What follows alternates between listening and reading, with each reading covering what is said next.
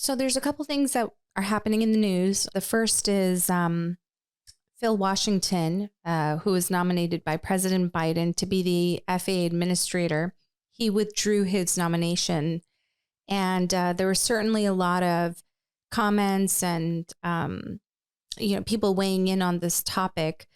So Phil Washington, his background, he back in 2015, he was appointed as the CEO of the Los Angeles County Metropolitan Transportation Authority.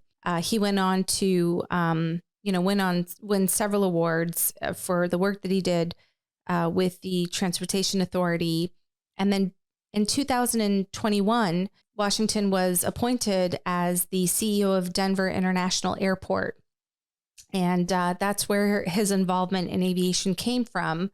But he doesn't have any specific aviation sort of experience before that. Yeah, and it was Senator Ted Cruz who pushed back on his nomination because, the criticism was that at a time when the aviation industry is undergoing some challenging times, from delays and near misses and software issues, we needed to have someone with more extensive background who could hit the ground running. And so one thing Senator Ted Cruz pushed back on was Washington's expertise in safety. Instead, Senator Ted Cruz put forward that Billy Nolan, acting administrator, should be the administrator. So what are your thoughts on that? So Billy Nolan has, quite the resume. He has over 33 years of experience in operations and corporate safety. He started his career as a 767, 757, and MD-80 pilot with American Airlines. So he has the flying background for sure. He then, after flying, became manager of flight safety with the responsibility for accident and incident investigation. He went on and, served in different roles under that position. After American Airlines, Billy served as Senior Vice President of Safety, Security, and Operations with Airlines for America, where he collaborated with leaders across the airline industry, the government, as well as just like the industry as a whole. And he fits the bill. Yeah, I think I said this to you. If you were to go to ChatGPT today and say, create me a resume profile of someone who should become FAA administrator, it would probably spit out Billy's experience, from the education background to the work experience, to the leadership positions. It's clear that he is someone who could do the job. And, he's been holding down the fort for the last year. I think some challenges that might come up or some pushback that he might face during a possible hearing is that, some of these things that have happened has happened under his watch.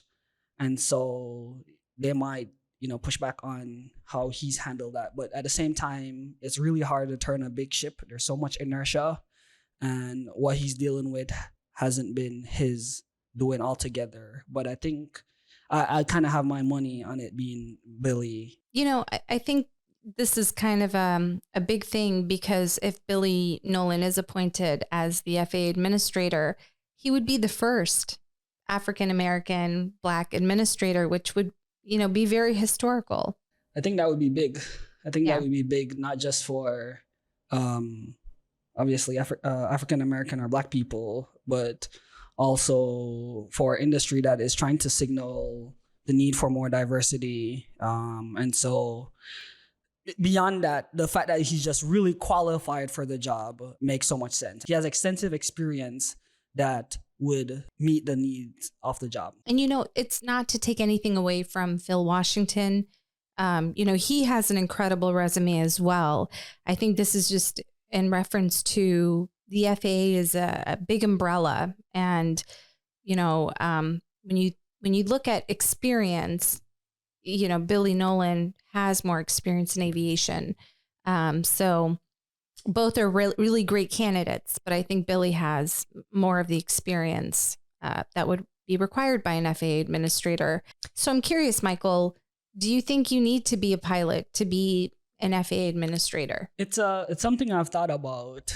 When we looked at the Bureau of Labor Statistics, we identified 860 plus jobs that contribute directly and indirectly to the aviation industry. And so being a pilot is literally 0.1% of the professions. But being a pilot captures the perception of what the aviation industry is. And I don't know. I think at the end of the day, your job is to, if I'm an administrator, my job is to put the chess pieces in place so that the system runs properly. I think being a pilot helps because it helps you to understand the experiences that pilots undergo from dealing with complex systems and aeromedical issues. But ultimately, it shouldn't be the thing to disqualify you if you've worked in the system, if you worked in flying adjacent careers. So if you worked in the industry as a safety inspector or someone with who oversees regulatory approval for technology, or even someone with just like strong business background, that would help. But I don't think you should be disqualified, even though it helps. Yeah, no, I agree. Pilots are trained to do, I don't want to say one thing really well, but you're trained to operate that aircraft. And that's very different than, managing the entire Federal Aviation Administration. The FAA requires a lot more, the administrator would require a lot more just people skills, leadership skills, managing skills. I mean, just things that a pilot wouldn't necessarily utilize every day. So I agree with you. It helps, but aviation is so much bigger than flying. And so a candidate that has a good understanding of the regulations of the entire aviation ecosystem and is able to lead, I think those are far more bigger criterias that should be looked at. Yeah. Well, we'll keep a close eye on how things develop.